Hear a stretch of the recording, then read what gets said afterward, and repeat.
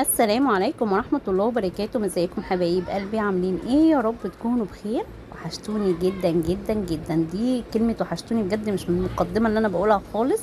بجد بتوحشوني وبفرح جدا ان انا بفتح الكاميرا وبكلمكم. تعالوا كده نشوف مع بعض هنعمل ايه. معايا نص كيلو من الكبدة، كبدة الفراخ مجمعاها كده وغسلاها حلو جدا وحاطه ميه على النار. واول ما الميه غليت معايا نزلت بالكبده كلها. الكبده دي ما فيهاش قوانص خالص، كلها كبده. تمام.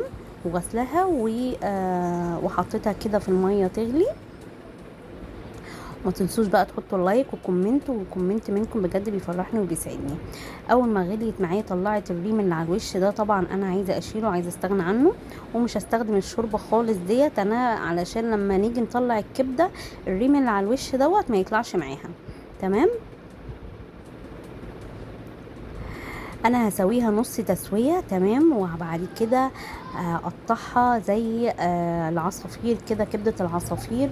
وهنشوف هنعملها ازاي. بجد هتديني نتيجة حلوة جدا في الاخر، وهتديني طعم الكبدة البلدي. بجد يعني انا حولت من الكبدة البلدي، من كبدة الفراخ للكبدة بلدي. بجد وبالتكات اللي انا هقول لكم عليها، وبالخطوة الاخيرة اللي هعملها ان شاء الله. بجد ادتني طعم هايل جدا، وكانت رائعة. طعم الكبدة البلدي معنى الكلمة بجد. تعالوا نشوف بقى كده. طلعت الريم كده خلاص كله، وسايبة النار عالية. تمام. وبعد كده هشيلها بقى في طبق، وهسيبها تبرد تماما. تماما عايزاها تبقى باردة خالص، عشان لما اجي اقطعها ما تتهريش معايا. انا عايزاها كده مكعبات صغيرة.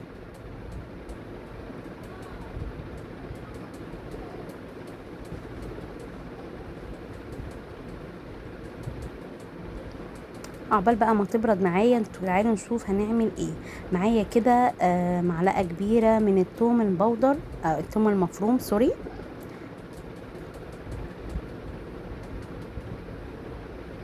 معلقه محترمه كده كبيره. ومعايا معلقه برضو من الفلفل الاحمر، ممكن تستغني عنها لو انت مش حابه الشطه، بس هي دي اللي هتدي طعم الكبده البلدي. هي بقى وشطه كده وموحوحه بجد جميله. وهنحط ملح وفلفل اسود وكمون وبهارات، بهارات المشكلة. وهنحط خل، معلقة محترمة كبيرة كده. وكمان هنحط عصرة من الليمون، ليمونة ليمونتين كده. بتدي مزازة للكبدة بتديها يعني في حتة تانية. تمام.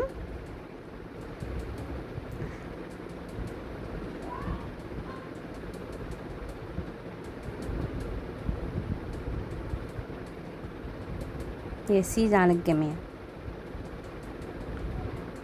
بس ركنا دي كده، وتعالوا بقى نقطع بقى الكبدة بعد ما بردت وهديت خالص.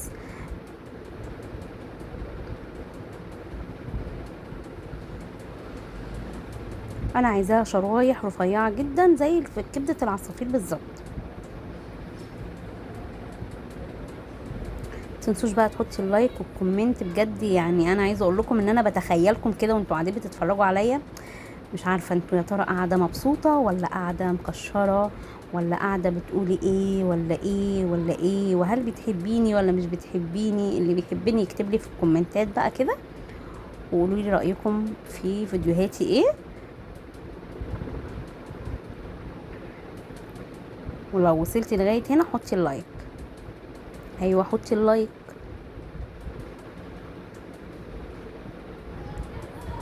قطعت الكميه. بصوا الكميه ما شاء الله، دي من نص كيلو من الكبده. ادت معايا كمية حلوة جدا. معايا بقى كده طاسة على النار ومولعة، وحطت زيت، معلقة كبيرة من الزيت كده تسخن معايا حلو. وهنحط بقى اول ما الزيت يسخن معايا هحط ايه، هحط معلقة كبيرة من الخليط اللي انا عملته، اللي هو الثوم والفلفل الاحمر والايه والتتبيلة بقى، ونشم الريحة. هشوحها بس كده تشويحة بسيطة مع الزيت، وهنزل بالكبدة على طول.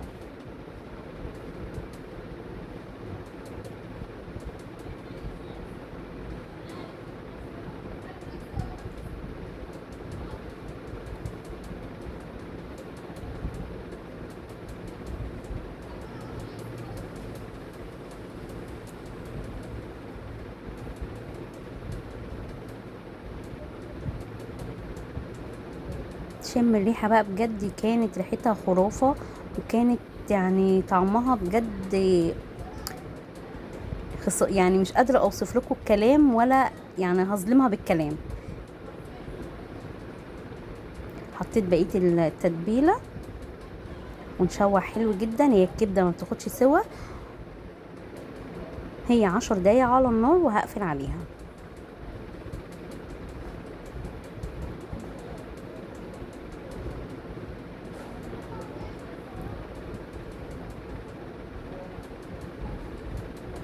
معايا بقى فلفل الوان، ومعايا فلفل اخضر، وفلفل كمان حامي اللي هو السبايسي لو حابه. كانت موحوحه، بس انا بقى عايزه الفلفل بتاعي يكون ما يتبلش ولا يتهري معايا من النار. انا هقفل على طول النار، وقبل ما اقفل النار هحط معلقه من دبس الرمان. هنا كنت بدوق الكبده اشوف عايزه ملح ولا لا، وفعلا حطيت رشه من الملح. تمام. وقبل ما اقفل بقى النار اروح حاطه دبس الرمان. دبس الرمان فيه مزازه، ودت الكبده في حته تانية بجد خرافه.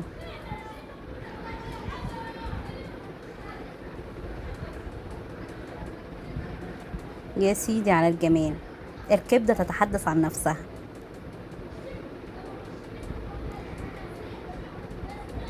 وادي ده كان غدانا بقى كده النهارده، ويا رب تكون الوصفه عجبتكم كده، وحطوا بقى كومنت وكده وفرحوني بكومنتاتكم عشان انا بقرا كل كومنتاتكم. هنعمل بقى كده السندوتشات. عايزه تعملي جنبها بطاطس، عايزه تقدمي جنبها سلطه طحينه، تمام. انا عملت جنبها سلطه طحينه،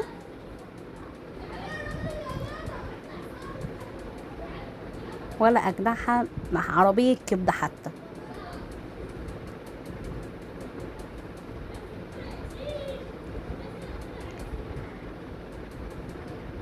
تعالوا اعمل معاكم بس كده سندوتش.